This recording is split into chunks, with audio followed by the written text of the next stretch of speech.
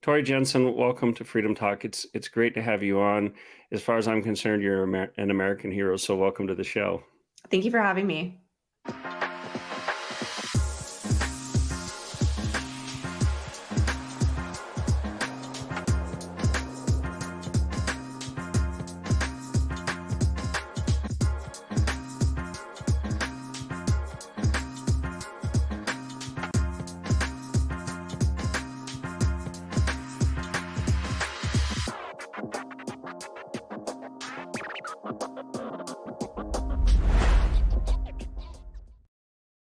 Tori, it's so great to have you on the show. And I was watching some of your videos, some of the news reports, and for our audience, I'd love you to tell us a little bit about that. And I wanted to tell you too, at the time this was going on, we had a little coffee shop in near Vail, Arizona, which you said, did you say it was your parents who lived in Vail? Yes, I lived with them for a bit. I finished up school at University of Arizona. Oh, wow. Wow. So Mhm. our little coffee shop at the time became a haven for freedom-loving people who were tired of having their lives run, tired of the tyranny. And we actually had just the place packed with nurses, medical people who were really concerned about this untested so-called vaccine. But please just give us a little rundown of your story. Absolutely. Well, thank you for having me. I feel like we do have this shared experience during that time that is is historical, really. And as an American, I see what's happening to you and then what happened to me. And I think, how is this happening in America? And so that's really where my story starts. I was a registered nurse. I was a registered dietitian in the hospital setting before that. Wanted to become a nurse, and it was a great career. So I was a nurse for about 10 years. COVID happened, and my unit turned into the COVID unit. So March 2020, we're waiting. I'm in California, San Diego. We're waiting for the big wave of COVID to hit, and it just kind of never did until fall of 2020. We started getting a lot more COVID cases. Mhm. And just that whole time, just watching, kind of stepping back and trying to critically think and watching what happened and how everything was fear driven and everything was a reaction.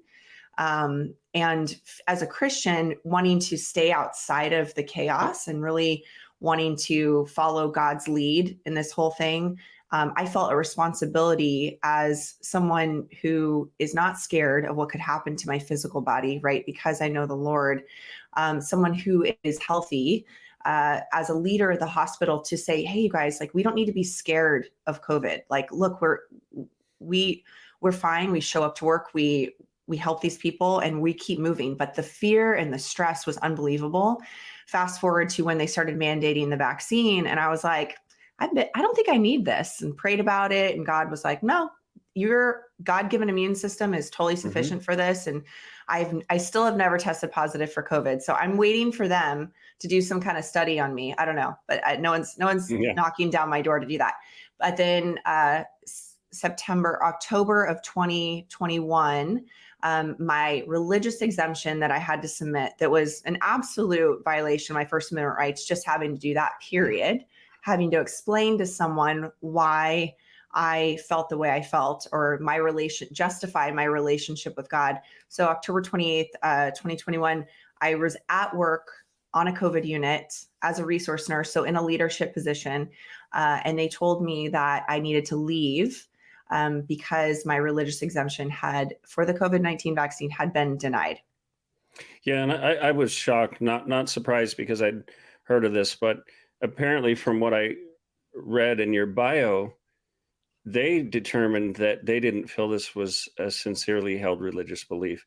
I mean, who the heck are they to make that determination? That's correct.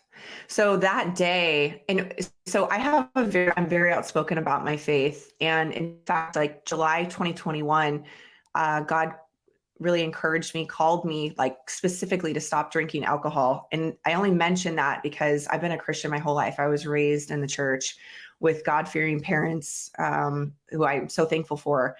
But it was that at that point where I I felt like a darkness left me, and I was able to hear the voice of Mm. God so much more clearly. And I started talking about him all the time. So like I had gone from being probably like living a safe Christian life where I was like, oh no, I got to tell more people about this. So the day that I got let go, my coworkers were like, well, we know people are writing religious exemptions just to get out of this, but like you actually have a faith, you talk about it all the time. And so it was it was an opportunity for me to shed light on the hypocrisy of the whole thing too. And just that day I'm on the phone with HR and I'm like, oh, are you the person responsible for judging my personal beliefs? And they were like, oh no, that's somebody else entirely. And so it just, when you ask the right questions, people realize how crazy this whole thing is. Yeah, it's just unbelievable. And honestly, we need some change in this country because we see ESG coming in now. We see what I think is true fascism, which is the government controlling people's lives through companies, through corporations. And so people will say, well, Kaiser Permanente, whatever hospital somebody works for, they have a right to make their policies. But I like to say there is no civil rights free zone. There's no Bill of Rights free zone.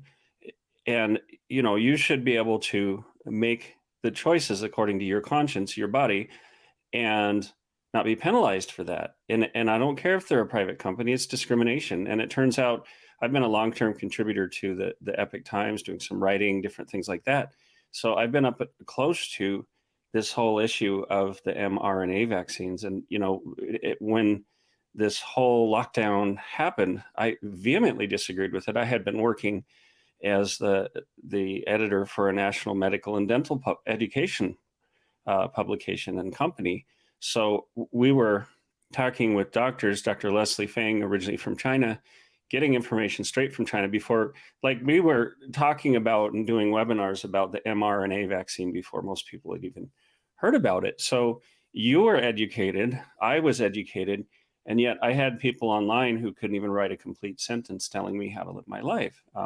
I got COVID canceled out of that position not because I was overtly trying to push my beliefs, but because I didn't do things the way that they thought I should. The company was based out of Seattle. So we both were in that situation of being canceled for what we strongly believed. And I'm a scientist, I have a Master of Science degree. I've worked mostly in soil and environmental remediation, things like that. But, I took all the biology, zoology. I understand how viruses work. I understand enough about how the body works to be educated about it.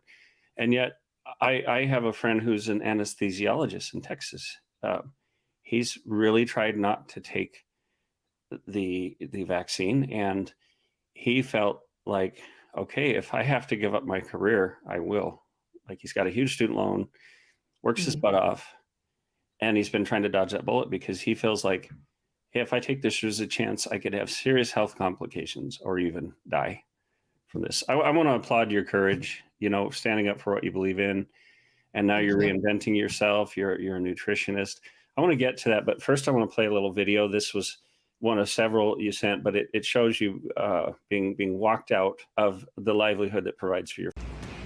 All day I've been asking for someone from HR to come talk to me about why my religious exemption was not good enough for Kaiser. So I've been asking and no one will give me an answer. So that was at 10:45 this morning that I was told I'm now being placed on unpaid administrative leave for no reason. I showed up to work this morning, happy to work. All I want to do is work. Since the beginning. I've been a COVID nurse since the beginning, when we didn't know what was going on, when we didn't know what kind of rooms we were walking into. But that's what we do. We're nurses. I'll keep doing that, just somewhere else. But I want you all to think about what matters to you, because this matters to me. Freedom matters to me. Because when it's a slippery slope, when you start taking away freedoms, slippery slope. I'm on the 7th floor. Are you good to walk the stairs? Hey. For me, I didn't want to do that. And I'm taking a stand because I know that this is not the end. Because there'll just be one other thing. Here we go. Floor 1. a sad day. I don't know what kind of pandemic it is if they're firing nurses who are willing to work. I don't know. Doesn't make sense to me. So you got to ask yourself that question. What kind of world are we living in when we have a pandemic where my kids have to wear masks at school and they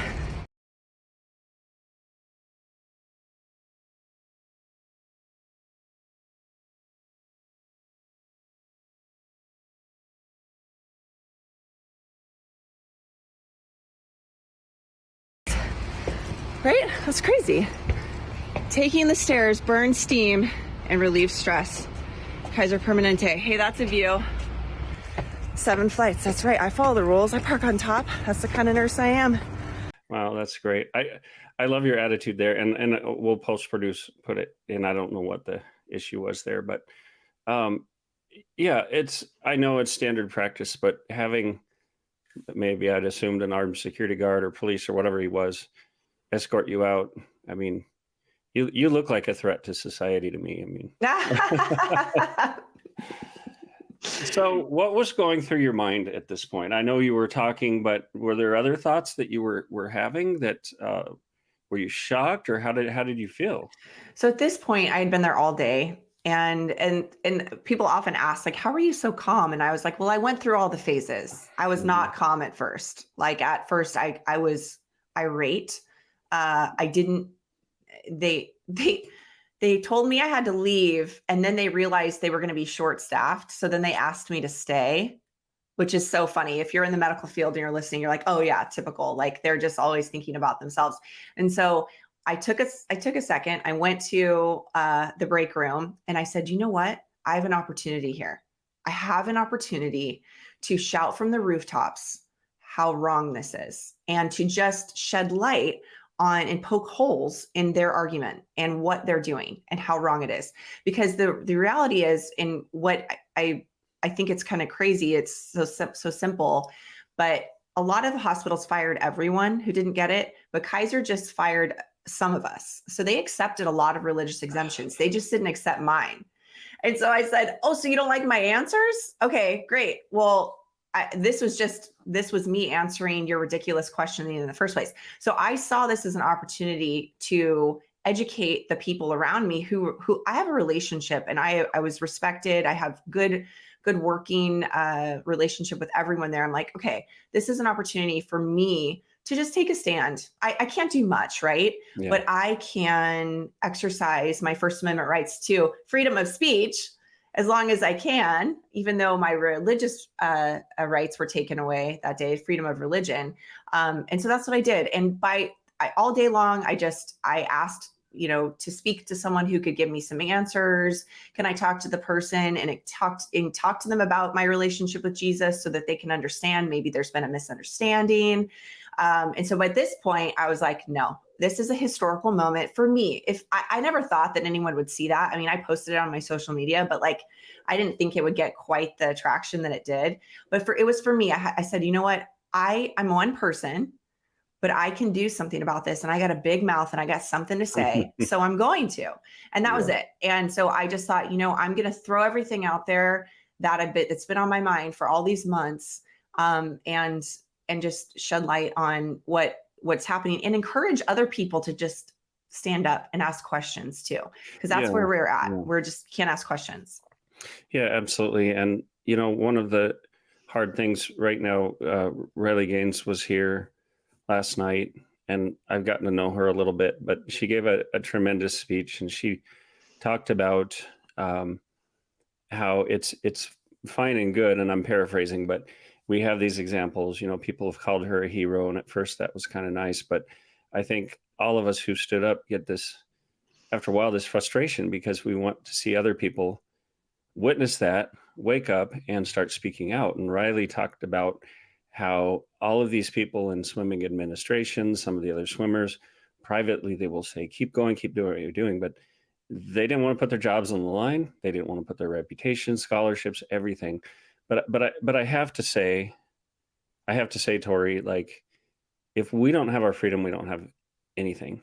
Nothing. You keep your job, you keep your social standing, whatever, if this country falls into Marxism, none of that's going to matter. You're going to lose everything. And it was such an insult because I had people going on my social media saying free dumb, D-U-M-B. And of course, Arnold Schwarzenegger. It kills people. And the only way we prevent it is to get vaccinated, just to think about, well, my freedom is being kind of disturbed here. No, screw your freedom. Like, screw your freedom or whatever he said, you know.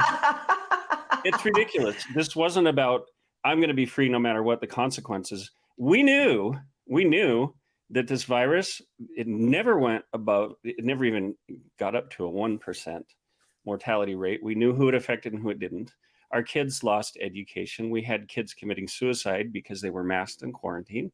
The collateral damage from this was absolutely unacceptable. And I want you to know that a year before what happened to you, I was fighting for you and for people like you. I don't do this often. I know some of our audience haven't seen this yet, but I'm just going to play this quick news story on September 15th, 2020. This is what I experienced. Walker, thanks for being with us. And how did everything start with a couple people getting together at your coffee house? How did this all happen, Kelly? Good afternoon. No, it wasn't a couple of people. And really, this whole movement started back last year, September 15th, when I went to the Pima County Board of Supervisors with some grievances, and they ended up arresting me within 30 seconds of my allotted time to speak. And let's play that.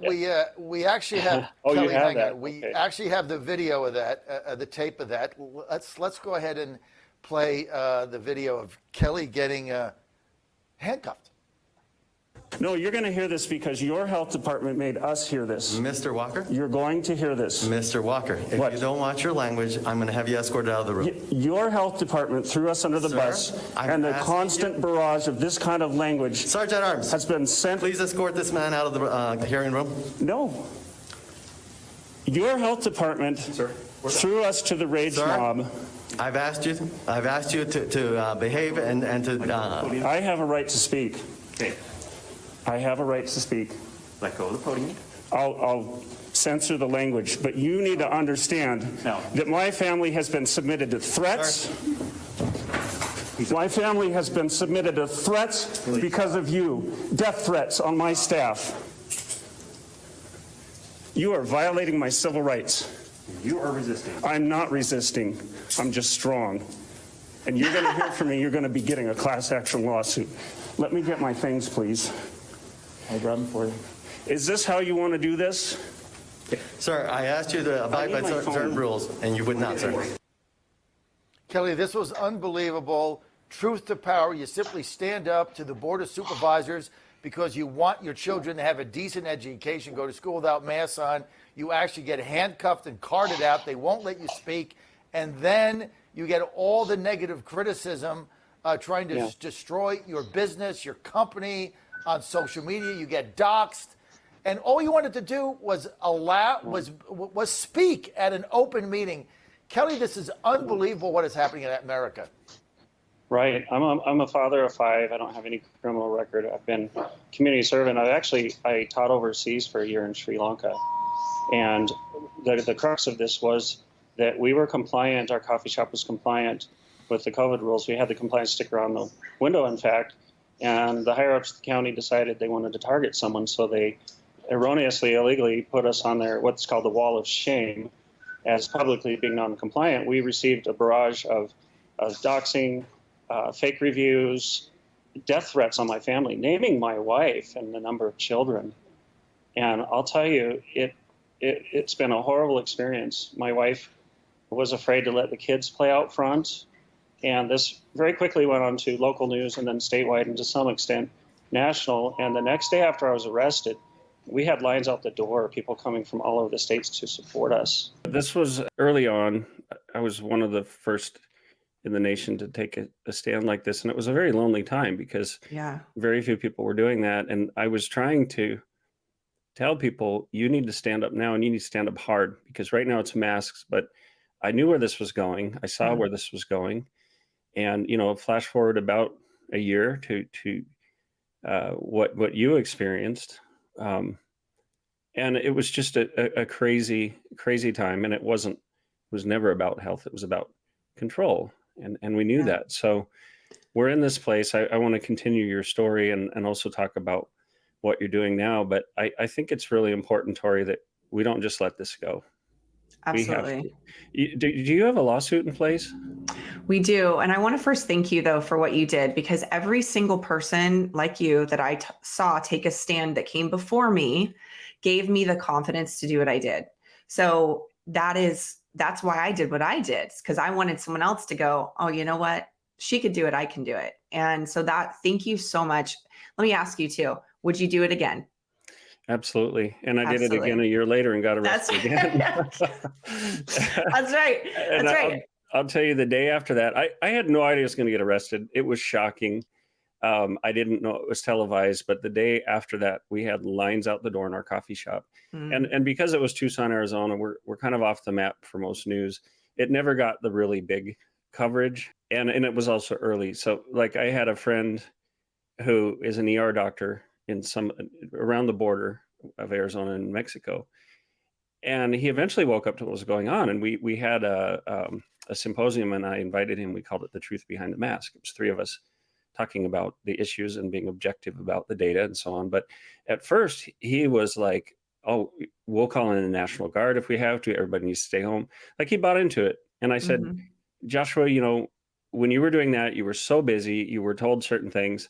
I had already been studying this for months. I knew the truth about it. And then eventually, by the way, he wasn't as slammed as they said that they all would be. Right. He had a chance to look at it objectively, and he changed. And I thought, that's fantastic. That's so very honest. But about a year later, people were coming to our coffee shop saying, look, kids are committing suicide. A child in our neighborhood, you know what Vail is like. He went out in the desert there and shot himself in the head and killed himself.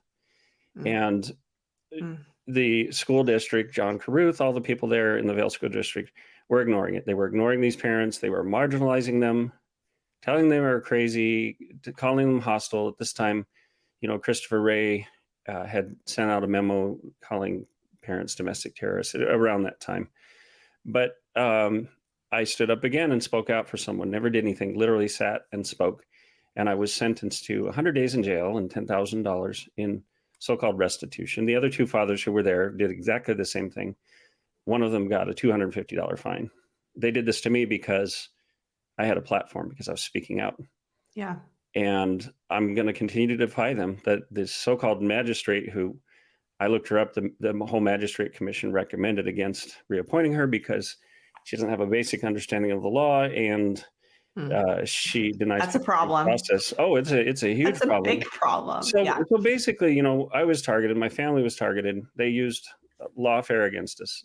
Not even the law. It came down to like, yeah, you didn't do anything, but you might have. You could have.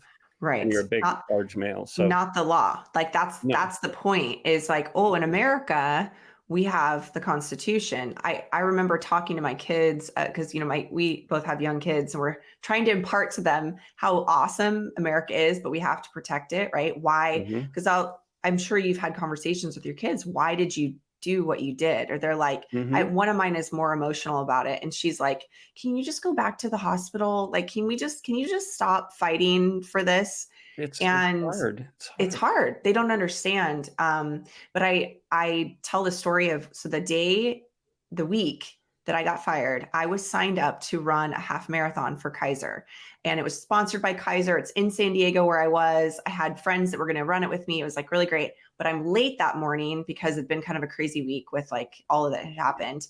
But people are like, I can't believe you're going to run. And I said, oh, I'm not only am I like running, I'm like running this thing. Like, I have a bone to pick with, and Kaiser cannot keep me down, right? Like, what they're doing can't keep you down, cannot keep me down, cannot keep me from moving forward with my mission. Same for you.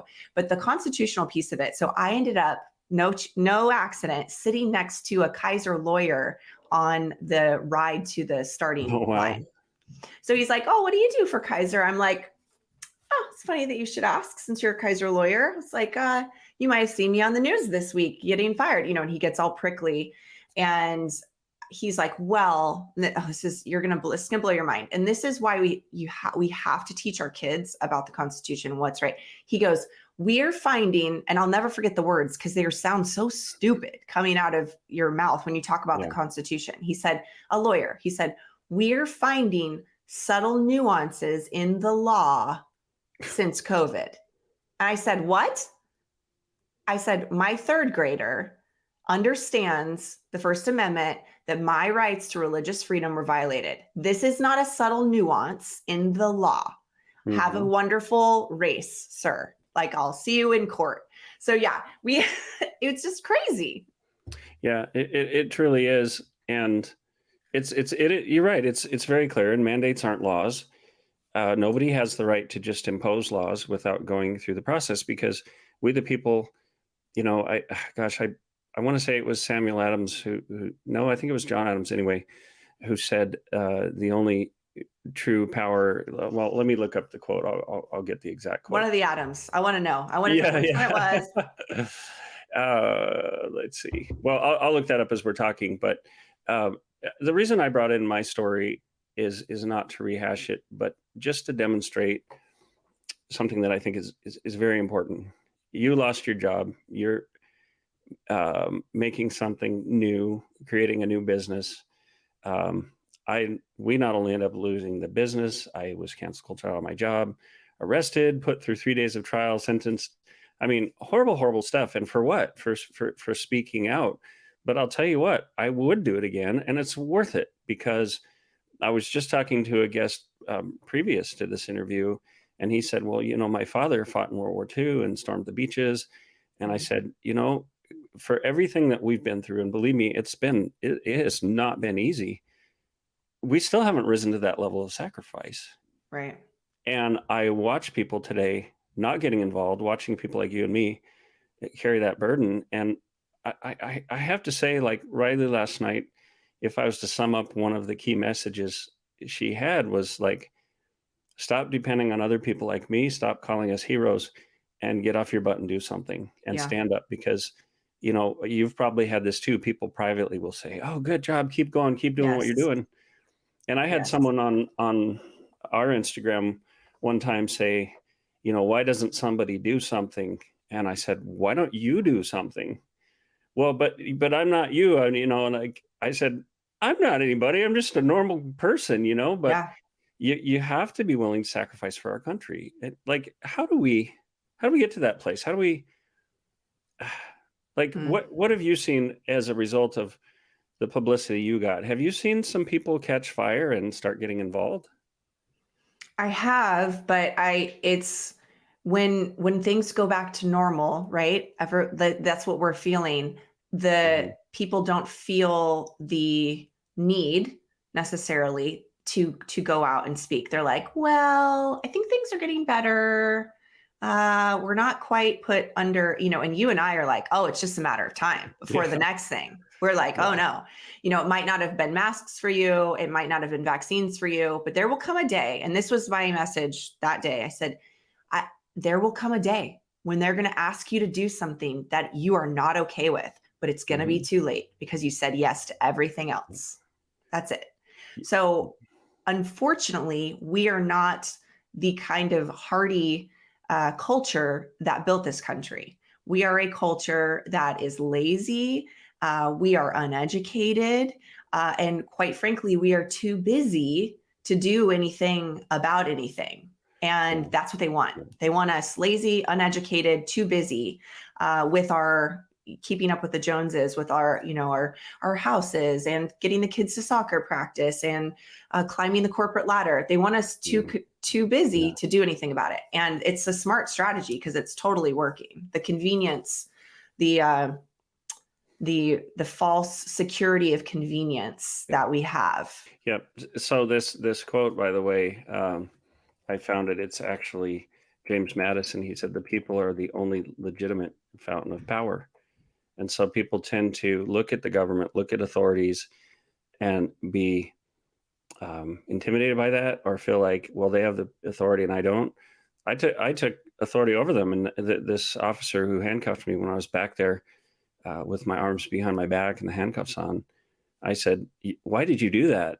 And he said, first he said, I'm in so much trouble with my wife, because like we're patriots. And I said, why did you do that? He said, well, I don't want to lose my job. I said, Mhm. your job is to protect people like me from people like that. Mhm. And I gave him a butt chewing, and like, we have to understand that these people who hold positions, whether it's elected or administrative,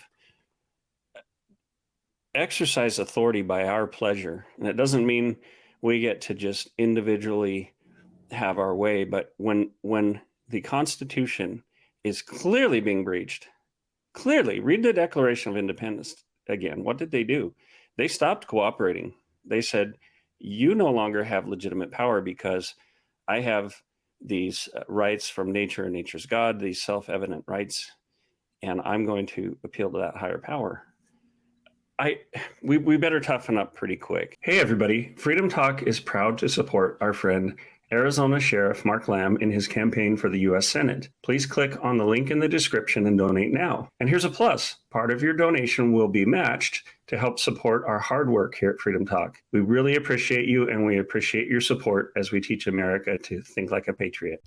Absolutely. Well, here's my message to particularly women, because in my current job, I have pivoted to speak to women. And okay, so where specifically Christian women, I work with anyone and help them simplify nutrition and heal their body so that they can get back to living the life that God created them for, right? Because God is building an army, but we cannot build an army if our bodies are broken, if our mind is broken, because we don't know how to take care of ourselves, because no one taught us, right? So they want that too. They want us completely dependent upon the pharmaceutical industry. How do you become independent of that? So this is like part of how I appeal to people. How do you become strong so that you don't have to go to the hospital and depend on them to take care of you? How do you become strong so you don't need pills? Well, it starts with how we are eating, how we are exercising, how we are sleeping, how we are managing our stress, which is quite possibly the biggest thing that I see in my field. But encouraging people to do something, to take control in their sphere of influence. So I'm like, if you care about something, then do it. Do something about it. And I think what really keeps us, though, from acting is fear, period. It's fear of what will they say about me? It's fear of failure. It's the fear of I don't know enough, right?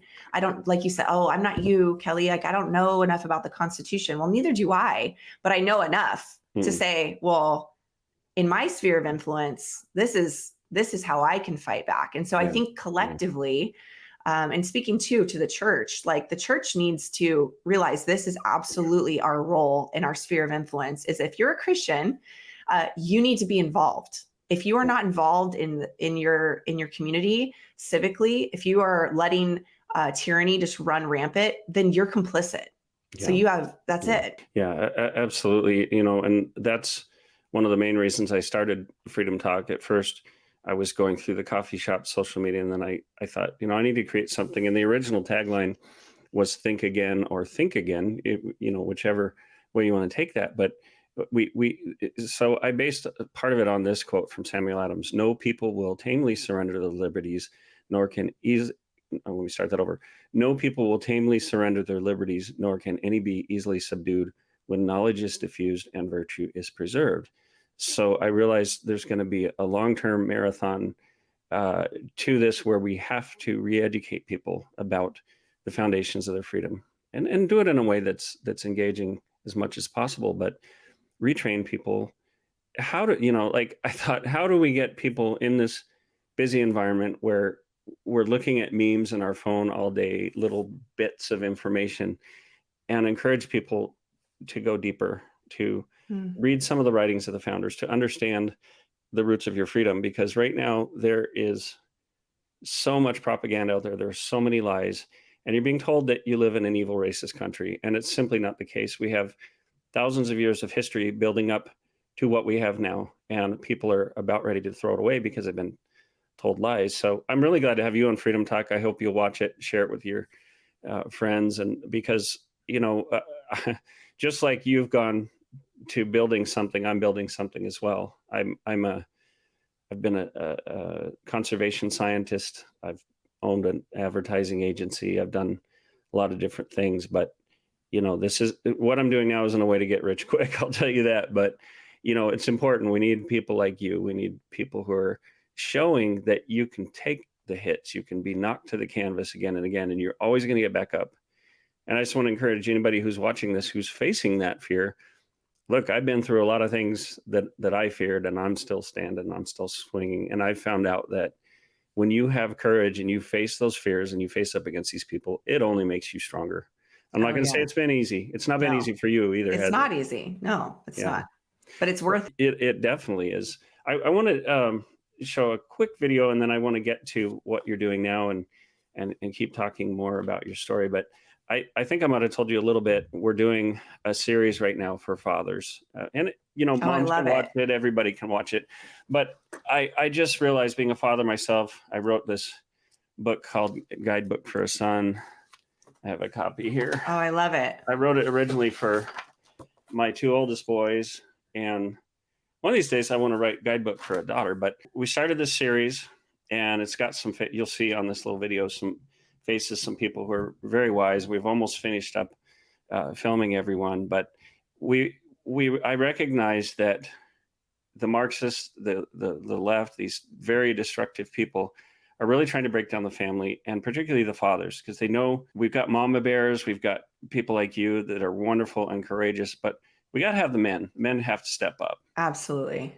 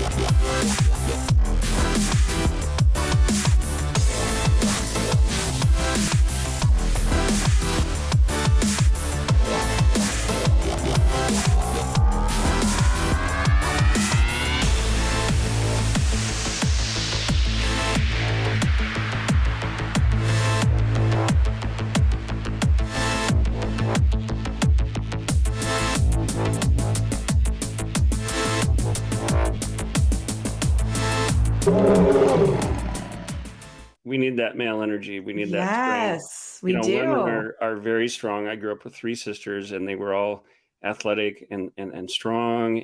But men, get your butts up off the couch and start being masculine men. Ignore the toxic masculinity, all that garbage. It's just, you have daughters, sons? What? I have daughters, Okay. and they have an amazing father, and I have an amazing father who laid the foundation for me. And this is why I was a confident kid. Like, I was fine saying, oh no, you can't do this, because my dad told me the truth. And he told me that, listen, if you fight for what you believe in and you're respectful and you keep God at the focus of your life, then you can't go wrong, and God will protect you. You stand up for what's right. Yep, for sure. And I talk in my book about, I have 4 boys, and then we had a surprise girl at the end, but I thought I was just going to be a father to boys. And now we have this, she's now just turned 8, just spunky, little active blonde Eleanor. I love it. But I talk about how I'm raising men with keeping it in mind that someday they're going to have a wife. And so I'm taking care of that young lady right now by raising good sons. And, it all works together. And it was so cute last night, by the way. Eleanor loves Riley. We'd gone to breakfast with her and her husband, Louis, some months ago. And Riley was just in there playing with her. And it's just so great for my daughter to have role models like that. Somebody to look Absolutely. up to. She looks like a little Riley, to be honest, little blonde thing. I love it. Yeah. So what you're doing, raising these daughters, is wonderful.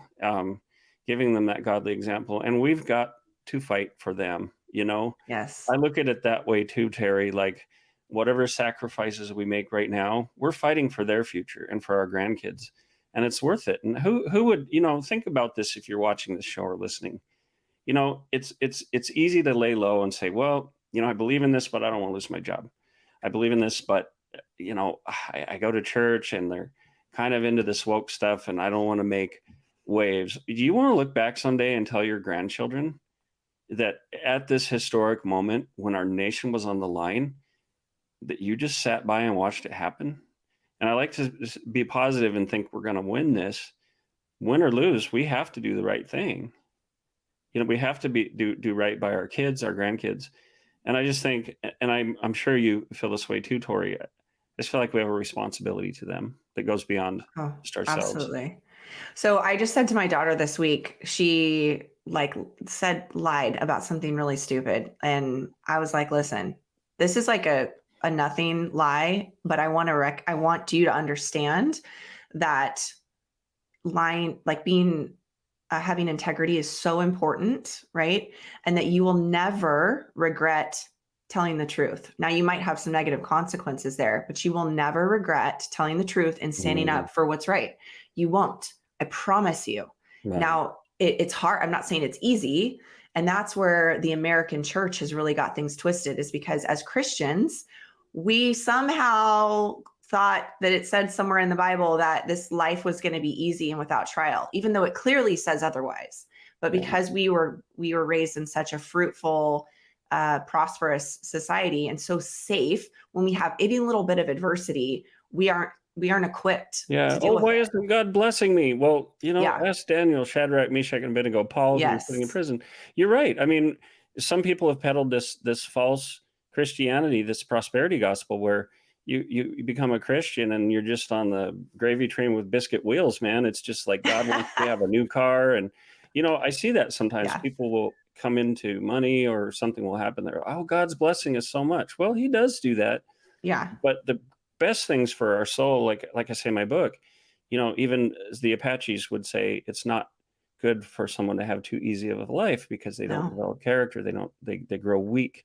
And I think that's where we are. People have had it so easy that now that we're facing things that other people in times and nations have faced, we've got to find that courage. People like you have it, and I thank God for that. But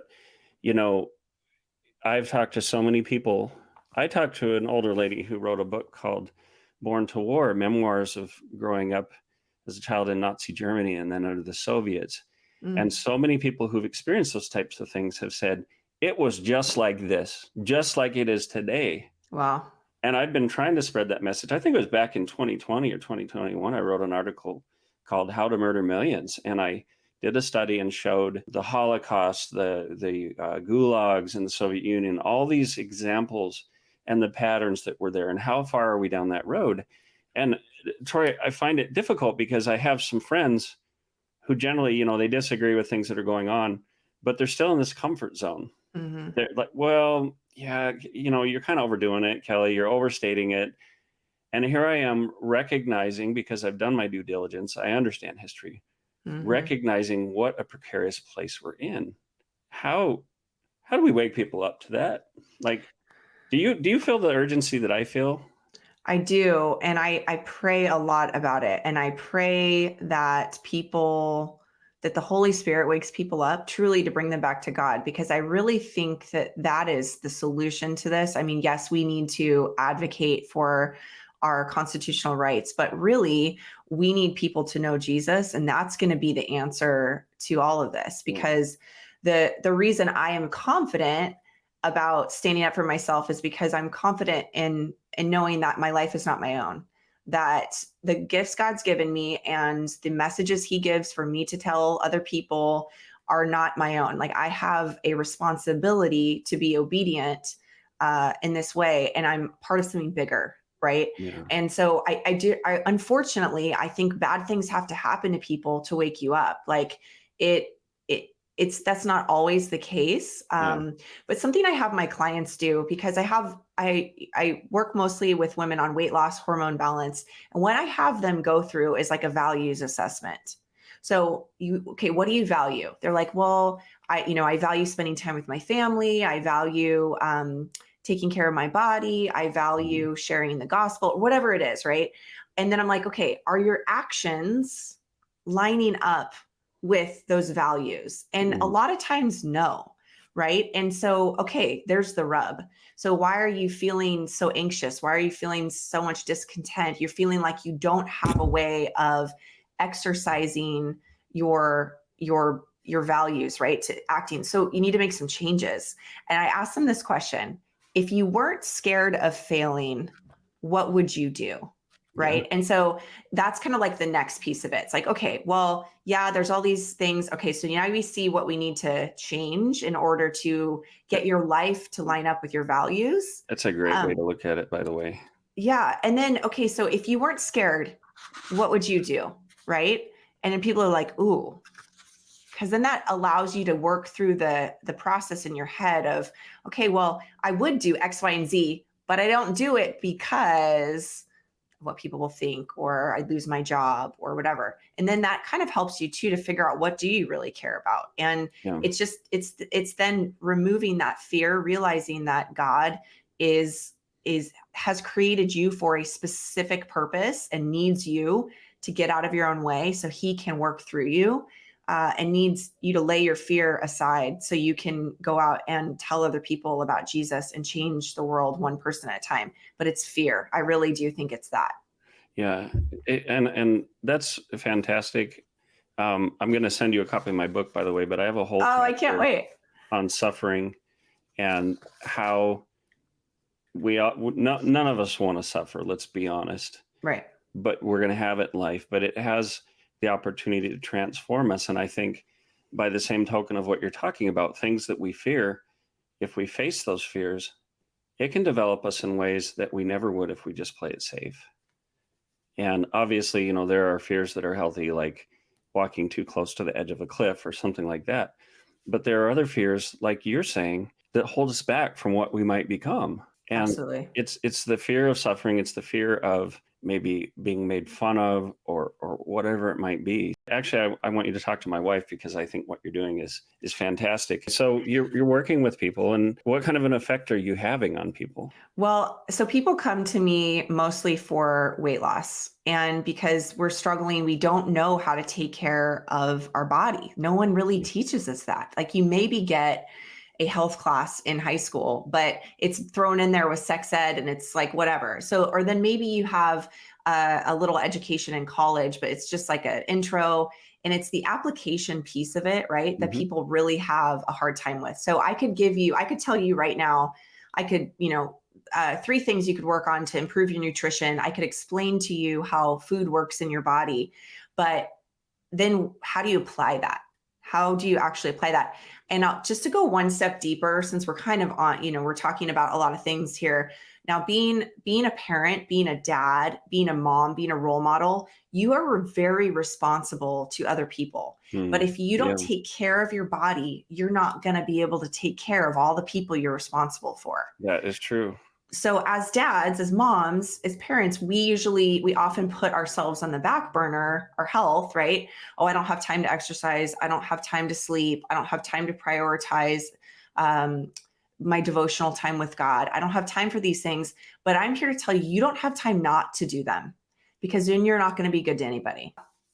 It's true. Yeah. And I learned a long time ago that, if you don't make time for sleep and exercise and all of those things, you're actually going to be less efficient. And it's something I need a little bit right now. It's not that I don't ever exercise, but I tend to be lately putting off my workouts a little bit or forgetting. And my wife is actually, she's been walking, doing a lot of things kind of, because a lot of people didn't get in the best shape of their lives during the lockdowns. And she's in good shape. I mean, she's been a Pilates teacher and everything, but not quite where she wants to be. She's been working hard on it. She said, "Kel, come on, you be your best." And it's like, yeah, I need to do that. So I'm gonna get back to it. But it was very, very hard during the lockdowns for a lot of people. And Absolutely. it was. You probably know Lou Uredale out there. Yeah. Right? Yes. Yeah. I mean, and he and Ian and I had them out to Tucson. We've had similar stories with our businesses, but they make the point of like, everything they told us to do was anti-health. And I knew being a scientist that sunlight deactivates viruses. They can't survive in it for very long. It literally, kind of think of frying an egg. That's what it does to the DNA and the RNA when those certain UVC rays hit them. But, like just knuckleheads in our area, in Vail, Rita Ranch area there, and I don't know if it was a city or what, but they were chaining the kids' swings up so the kids couldn't even go to the park and play. So the Walker family, being civically minded, we went down and took them down again. And my kids got used to like running out. They'd be excited when they see the caution tape because they run through it and go and wind it around their bodies and stuff. And I was even putting up stickers like, you know, well, I get a little spicy sometimes. Maybe you saw a graphic of a little kid on a big wheel giving the finger and it said, you know, F your masks. So I was putting those all over. Yes, people of Vail Rita Ranch. That was me. You saw it.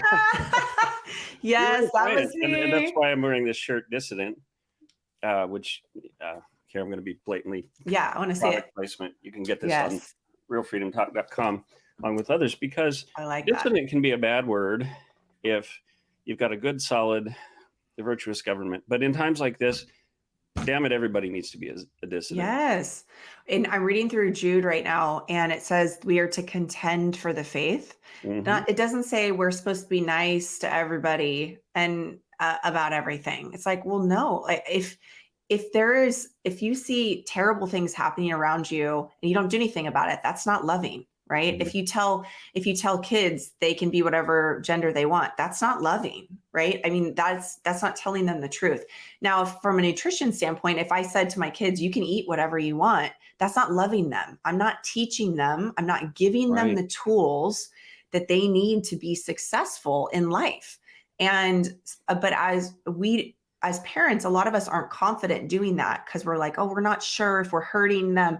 No, were your parents scared if they were hurting you? No, mine weren't. Mine were like, this is right, this is wrong. If we don't tell you this, who is going to, right? So we have to give our kids those tools, and also to teach them how to respectfully dissent, right? So my kids will go, oh, it just happened the other day. Somebody was, I can't give all the details because it'll like give it away. But basically my kids whispered to me, they go, Mom, don't. Because they knew I was about to be like, I'm not doing that, like, and make a big scene. They were like, Mom, don't. However, I know that when they get older, they're going to do the same thing. They're going to do the same thing because they had it modeled and they realized, oh, my mom's not scared of speaking the truth or challenging something respectfully. Yeah. My mom's not scared of this. And so I don't have to be either. No, not at all. And we want to avoid violence if at all possible. I mean, if somebody physically comes after my family, then, you know, I'm going to use 2A, or I'm first going to just try to stop them, subdue them. But like, you know, maybe I hit some gray areas because when they first started putting the caution tape around Walmart in our area and you had to go through the things, I saw a couple guys like stepping over it. I'm like, come on, don't go halfway. So I just walked through it till it snapped. And my kids were like, Dad. And then I did it again. And it was funny because this time they were like, oh, he's back, you know. And I didn't do it in anger. I just was like, I'm not going to be corralled like cattle. No. And this lady comes chasing after me. She's got a little kid in her cart. She's got a shaved head. And I'm like, oh, no, here we go. You know, she can chew me out.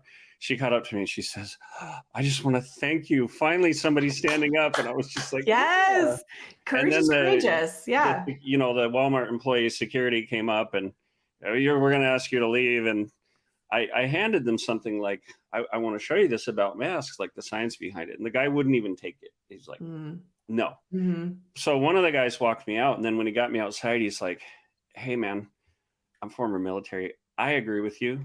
Like, I'm glad you did what you did, but look, I don't want to see you get in trouble. And I want to bring you out here because I'm on your side. And I thought, well, that's great, but stand up and tell those other guys, I don't agree with this, you know? Yeah. Say something. Yeah. Say something. But at that point, people were like, well, it's going to blow over. It's just a mask. And people say, well, that's not my hill to die on.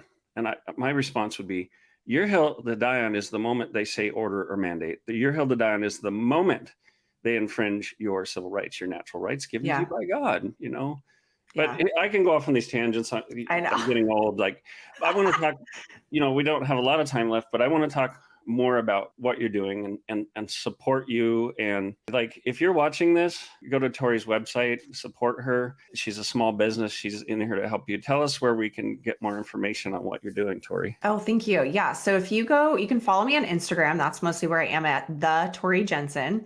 You can go to torijensen.org and watch my program video and apply to work with me. So I work with women, again, mostly for weight loss and hormone balance, but I have some women who are just like, I don't know anything about nutrition. Can you please help me? I need to work with my family. So I have women kind of through everything. Okay. We talk about nutrition. We talk about how to move your body in a way that's going to support your body, not work against it. We talk about sleep. We talk about stress management, which is huge for all of you listening, dads included, right? Dads, not just moms, but it's a stress epidemic. We don't know how to manage our stress, and it's wreaking havoc on your body. But the number one thing that I really hit from my program, so that this is the last program you ever do, is mindset. So how do you do the things that you want to do over and over and over and over again, right? How do you change your life, figure out what you care about, create habits that are sustainable, that actually get you results and support your body rather than working against it and just trying to get skinny? Because God has a plan for your life. He has a big plan for your life. He thought about you in the womb. He thought about you at the beginning of time, and he wants to see you live out that purpose. You were created for a specific purpose. And a lot of us are being held back by physical problems that can be fixed with lifestyle. So that's what my passion is, and also to help people so our kids don't get into the same problem, because all the women that I work with, they are telling their kids about this simple nutrition. They're telling their grandkids about this, and they're teaching them so that we don't propagate this next problem, and that you can be independent from the pharmaceutical industry who doesn't care about you. Well, that's so great.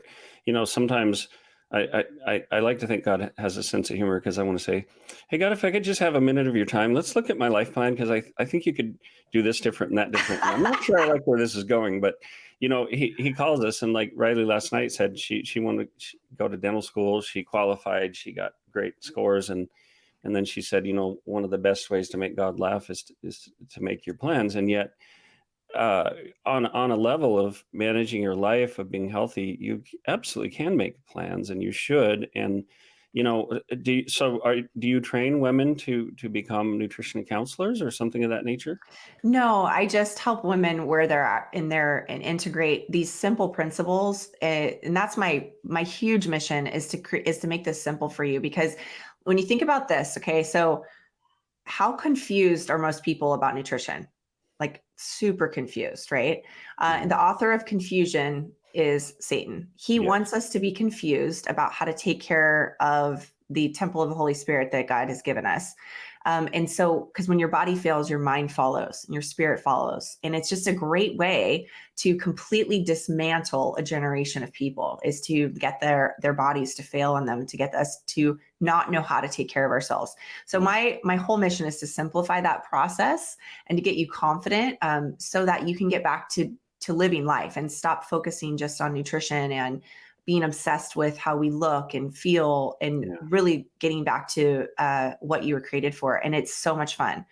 We have so much fun doing this, simplifying this, and really getting you freedom in this area. Yeah, it's God is the author of love and light and life, and he wants us to be healthy. Sometimes if we suffer different afflictions, I do believe there's a purpose in that. Not always maybe exactly what God wants for us, but sometimes maybe it's what we need. But you mentioned Satan, being the author of confusion. It's very true. And believe it or not, you may know this, and some of our viewers might not know this, but the Chinese Communist Party there's a book that two colonels wrote. It's called Unrestricted Warfare. And the whole idea behind it is that it's warfare on every front against the American people. Every one of us becomes an enemy combatant and a soldier if we choose to fight back. But they have people, they pay them, I think like $50 a day. I think they call it the $50 army or something like that. But they have people who will go online, sow division. Sometimes if you're getting comments and trolls and stuff, it could be from the Chinese Communist Party. And they'll actually do things. They'll go after trying to make us, fat, lazy, and dumb. Like They want us to be unhealthy. So they're going to attack us at a cultural level, at a granular level. So what you're doing, I mean, this is kind of being a good soldier, keeping yourself healthy, bucking the trends, Absolutely. Stop sucking down the soda. I encourage people, by the way, I've been a long-term freelancer contributor to the Epic Times, look up Epic Health. Go there. There's some great articles. Also, if anybody knows about the Chinese Communist Party and their war against America, it's the Epic Times. There's some great documentaries on Epic TV. And I'd like to, we can talk later. I'd like to get you a membership to the Epic Times. I'm sure they could do that. Thank you. I think, maybe you already have access to it, but Epic Health, I think will have a lot of great things for you as well. But, what I'm getting at in a roundabout long-winded way is that all of this works together, and what you're doing Yes. is patriotic. It's supporting our country. And, well, maybe not maybe, but God put you in this place for a reason. I think so. I would have never left my comfortable job. I had the best schedule. My husband's a fireman, so he's a first responder, and I was a nurse. I was working 2 to 3 days a week. I was homeschooling my kids. Like I would have never left my comfortable job, but I think he had something else for me. He had to close that door so that I could use his gifts to spread the gospel. And, in Acts, we see that the persecution spreads the gospel, right? And so I do feel like this is my ministry. It's the most rewarding thing I've ever done. But here's what's so crazy. I would have never been in this position had I not gotten fired. And so I just thank God for having my best interests in mind and knowing better than me, and being willing to follow where God's leading you. And I think that's just my encouragement for you listeners, is if you are struggling with where you're at, to go to God and be obedient. Doesn't need to make sense, but you need to be obedient, and he's going to show you the rest. And it's so great. I cannot get off here without mentioning my dad, though, because I know you've got a lot of dads listening. My dad is a retired colonel in the Air Force. So he was stationed at Davis-Monthan. That was his last station before he retired. Oh, yeah. He flew B-52s and during the Cold War. And so around the dinner table, my dad was talking about communism and how other countries do not like America and do not have our best interests in mind. And although I rolled my eyes at the thought, I was listening. So for you parents out there, you need to teach your kids. They're listening. And then you need to be a good example and follow through on what you're saying. My dad is a man of his word. He is someone to be respected. He always told me as a girl, there was nothing I couldn't do. So I went on to play college and soccer. I played soccer in college, and I never questioned my ability, because my dad instilled confidence in me that I could do anything that I put my mind to. So dads, you have a big responsibility, but man, what a gift too. He sounds like a guy I'd like to meet. And actually maybe you were playing soccer or college and soccer. A lot of people are playing at college right now. They're not actually learning something. But Yeah, that's another true. place Marxism is infiltrated, and we need to take that back. Your dad sounds like a fantastic guy. So be like Tori. Have the courage to stand up. Don't be afraid. God's got you. Go ahead and face those fears. We all want to be responsible. Like, I didn't think that I would go off and create Freedom Talk, and it's a lot of work, and you have to find a way to keep it going financially. But I'm glad I did, because I'm doing something that's meaningful, and I've developed that confidence over the years to know that God's going to find a way. God's going to provide. So we'll be here to help spread your message and to be friends to you. And I know you're friends with Heather. We love Heather. Yeah, we love Heather. Yeah. So we'll talk more afterwards, but thank you so much for coming on Freedom Talk. For you got a contagious smile. You're a warrior. Like, you stood up and took the hits with a smile, and I really admire you for that, Tori. So thanks so much, and we'd love to have you on again sometime. And Thank you so much for your time.